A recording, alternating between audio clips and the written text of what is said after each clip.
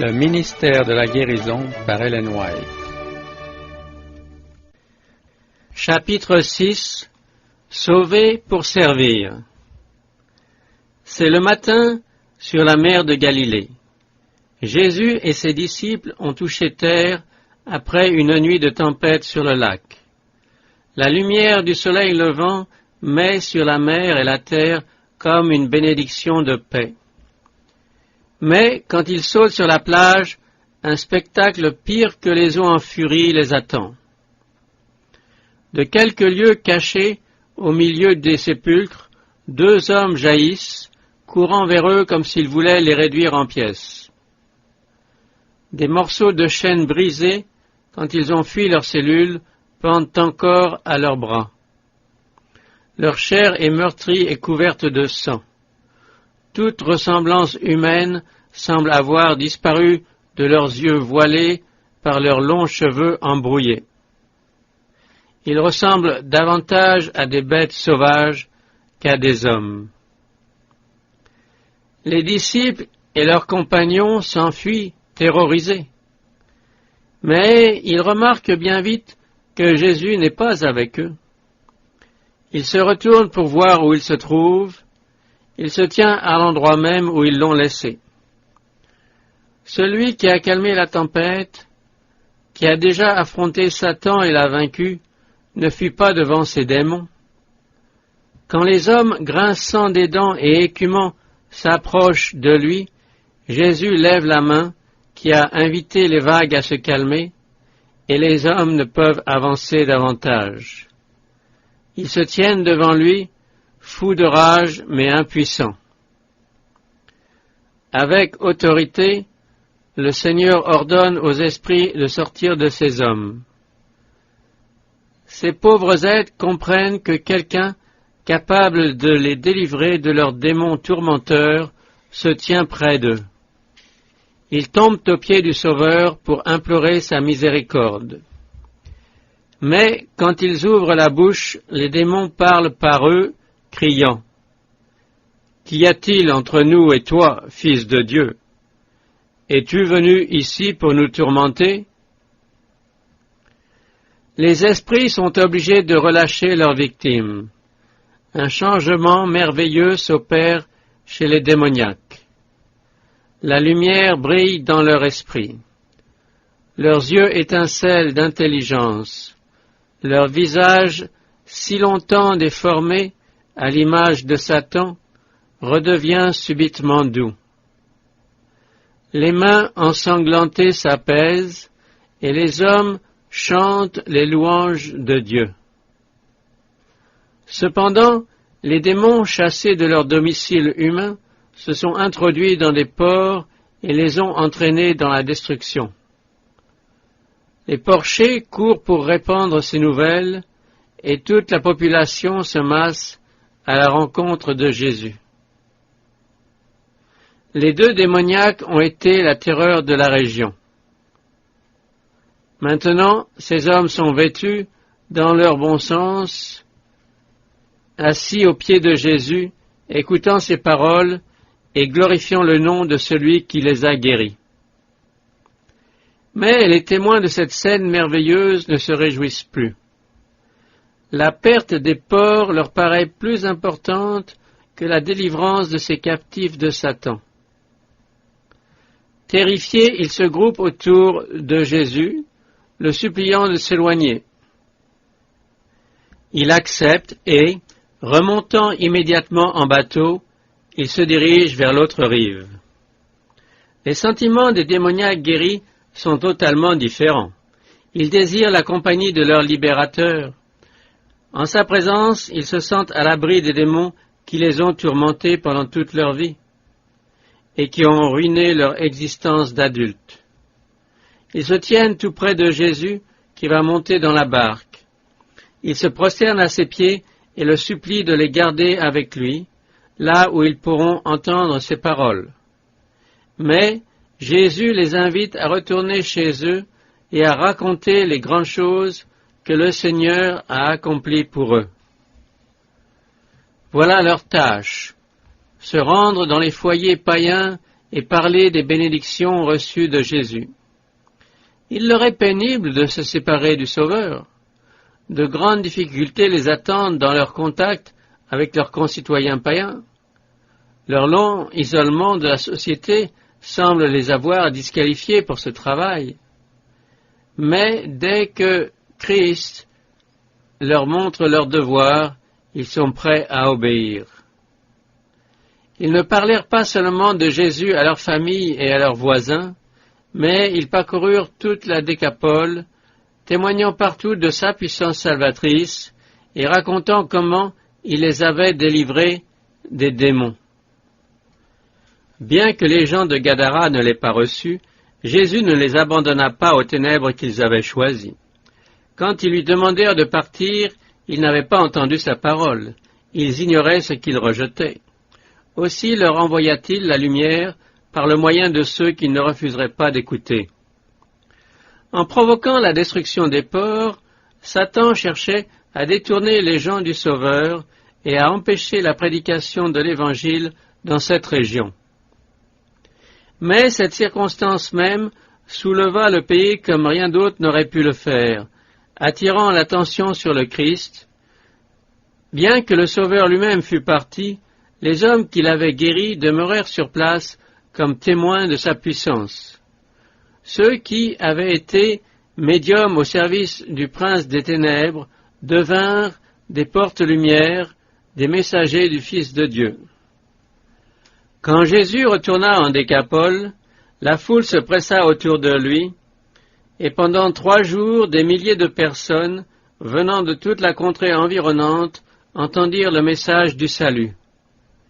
Les 2 démoniaques guéris furent les premiers missionnaires que le Christ envoya pour enseigner l'Évangile en Décapole.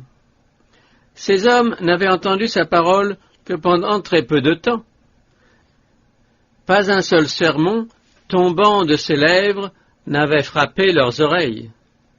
Ils ne pouvaient instruire le peuple comme auraient pu le faire les disciples qui côtoyaient Jésus tous les jours. Mais ils pouvaient parler de ce qu'ils savaient, de ce qu'ils avaient vu, entendu et ressenti eux-mêmes de la puissance du Sauveur. Voilà ce que tout cœur touché par la grâce de Dieu peut faire. Voilà le témoignage que le Seigneur demande et dont l'absence provoque la perte du monde. L'Évangile doit être présenté non comme une théorie inerte, mais comme une force vivifiante, capable de changer la vie. Dieu veut que ses serviteurs témoignent du fait que, par sa grâce, les hommes peuvent posséder un caractère comme celui de Christ, et se réjouir dans l'assurance de son grand amour. Il veut que nous rendions témoignage du fait qu'il ne sera satisfait que lorsque tous ceux qui auront accepté son salut seront transformés et réintégrés dans leur saint privilège d'enfants de Dieu. Il reçoit librement, quand ils se repentent, ceux-là même dont la conduite l'a le plus offensé. Il leur donne son esprit divin et il les envoie dans le camp des déloyaux pour proclamer sa miséricorde. Des âmes dégradées jusqu'à devenir des instruments de Satan peuvent encore être transformées par la puissance du Christ en messagers de justice. Et elles sont envoyées pour dire combien le Seigneur a eu compassion d'elles et quelles sont les grandes choses qu'il a faites pour elles. Tu es sans cesse l'objet de mes louanges.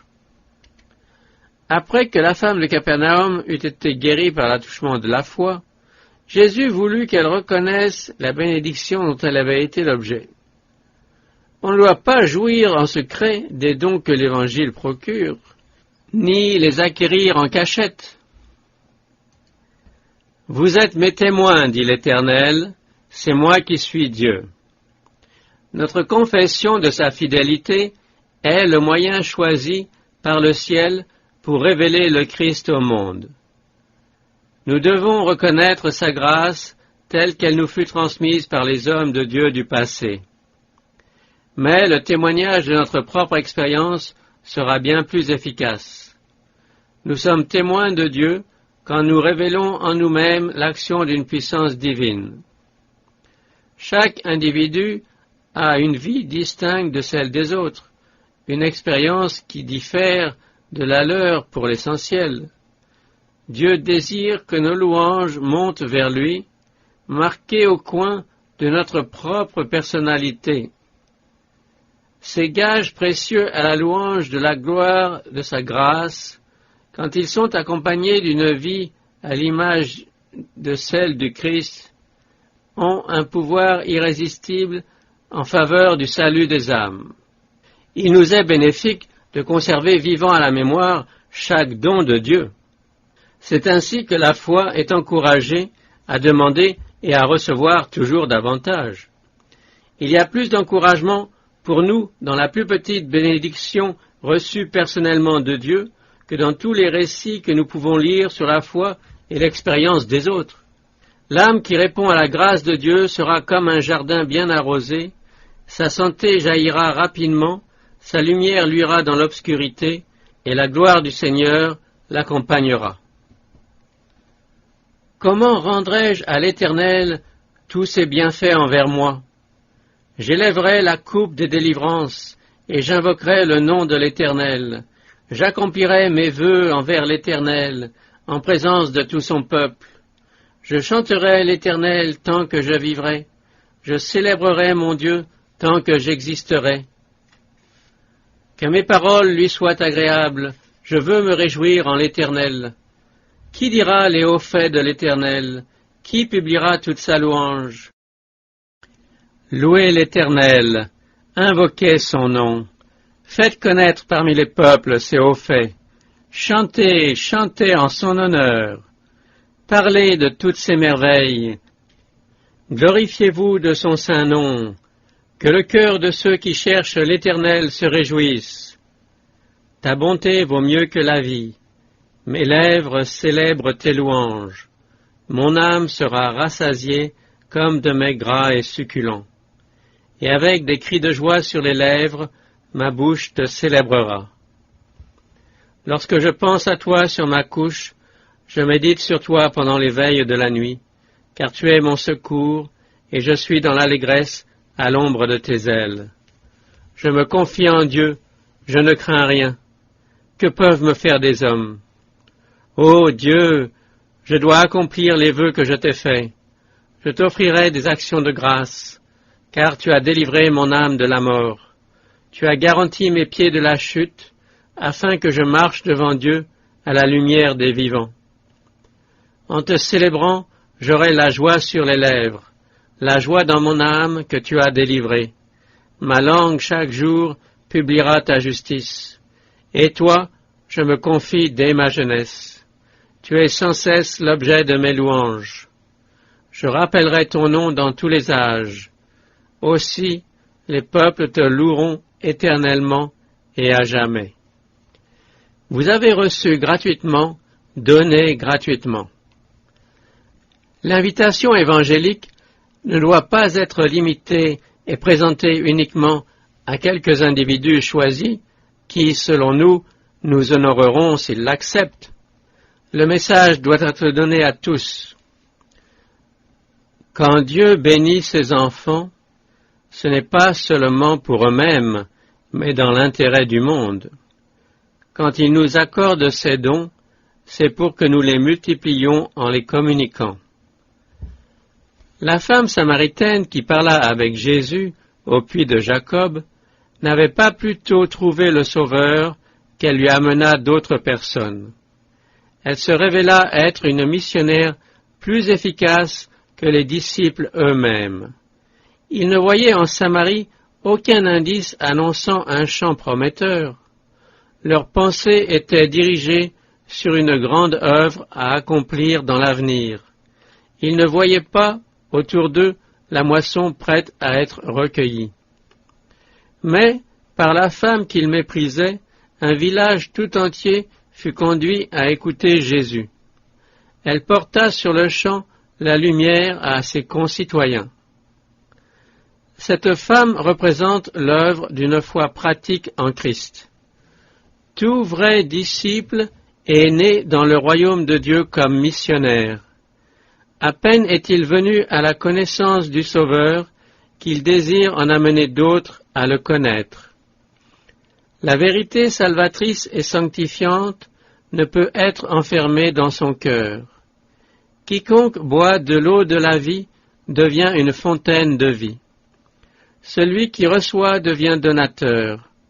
La grâce du Christ dans l'âme est comme une source dans le désert, jaillissant pour rafraîchir chacun et rendant ceux qui sont sur le point de périr désireux de boire l'eau de la vie. Nous recevons, en accomplissant ce travail, une plus grande bénédiction que si nous travaillions uniquement pour nous-mêmes. C'est en œuvrant à répandre la bonne nouvelle du salut que nous sommes conduits près du Sauveur. Dieu dit des âmes qui reçoivent sa grâce, « Je ferai d'elles et des environs de ma colline un sujet de bénédiction.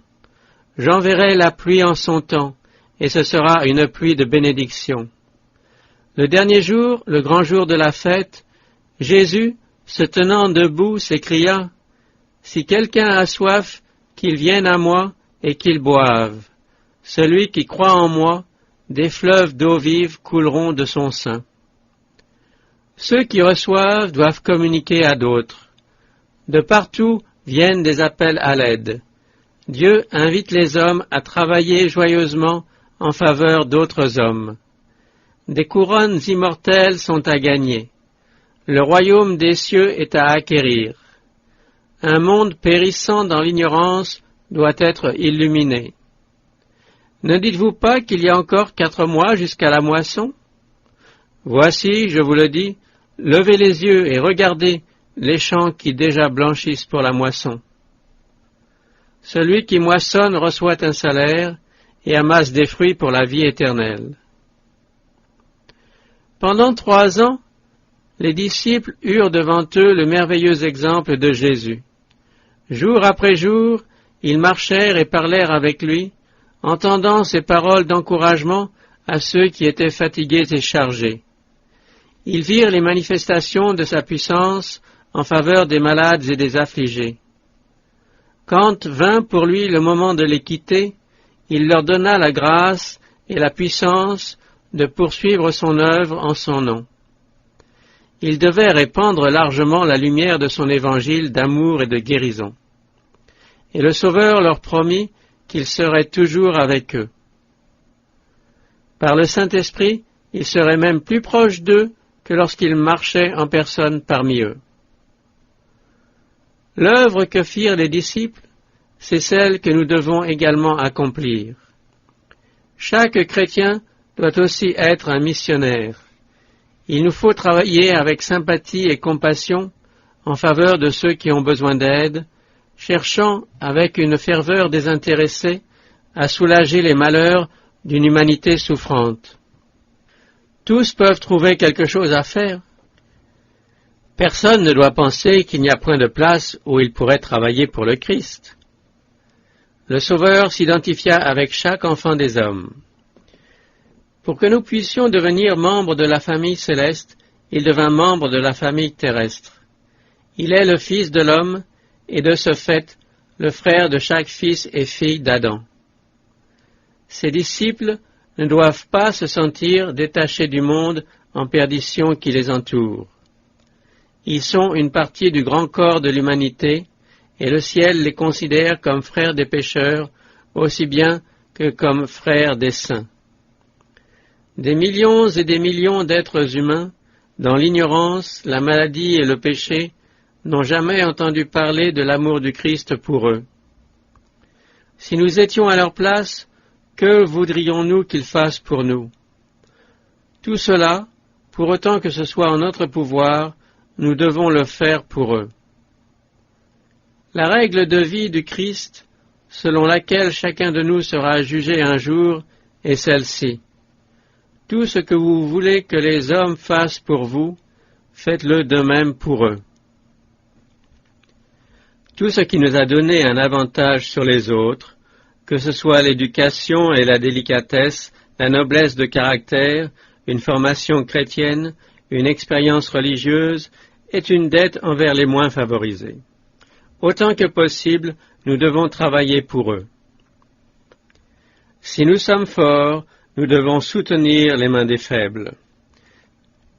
Les anges, qui voient toujours la face du Père dans les cieux, se réjouissent d'agir envers ses enfants. Les anges sont toujours présents là où ils sont le plus nécessaires, près de ceux qui ont les plus dures batailles à livrer contre eux-mêmes et dont l'entourage est des plus décourageants. Ils veillent tout particulièrement sur les âmes faibles et tremblantes qui ont des traits de caractère répréhensibles.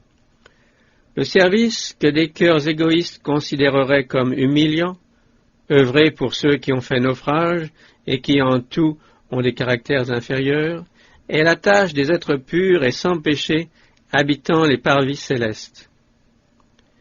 Jésus n'a pas considéré le ciel comme un lieu désirable tant que nous étions perdus. Il quitta les parvis célestes pour une vie de reproches et d'insultes et une mort honteuse. Celui qui était riche des trésors sans prix des cieux devint pauvre, afin que par sa pauvreté nous soyons enrichis.